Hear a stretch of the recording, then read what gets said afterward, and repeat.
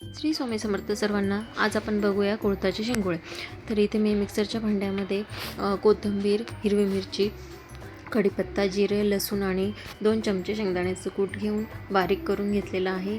इथे मी 1 वाटी कुळथाचं पीठ घेतलेलं आहे, पाऊण वाटी गव्हाचं पीठ घ्यायचं आहे, मीठ चवीनुसार आणि आपण जे मिश्रण वाटलं होतं त्यातला 1 चमचा मी यामध्ये ॲड केलेला आहे. तर आपण हे चांगलं मिक्स करून घ्यायचं आहे मिश्रण आणि त्यानंतर थोडं थोडं पाणी टाकून आपल्याला ते पीठ भिजवून घ्यायचं आहे.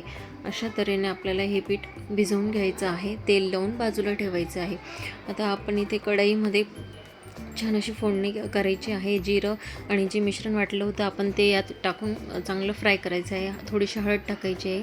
तर इथे मी फोडणी करून घेतलेली आहे आणि 2 ग्लास पाणी टाकून घेतलेलं आहे. मीठ चवीनुसार टाकायचं आहे. मिठाचं प्रमाण कमी ठेवायचं आहे कारण की शेंगोळ्यांमध्ये आपण मीठ टाकलेलं आहे.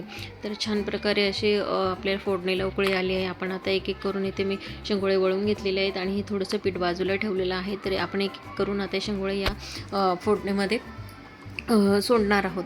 तर एक एक करून छान प्रकारे शेंगोळे एक सोडायचे आहेत. एकदमच टाकायचे नाहीत, ते नाही तर एकमेकाला चिटकून जातात. तर अशा प्रकारे मी सर्व शेंगोळे यात टाकून घेते आहे. हिवाळ्याच्या दिवसात थंडीच्या म्हणजेच थंडी वाजते किंवा आता पाऊसही पडतोच आहे आणि थंडीही वाजतेच आहे.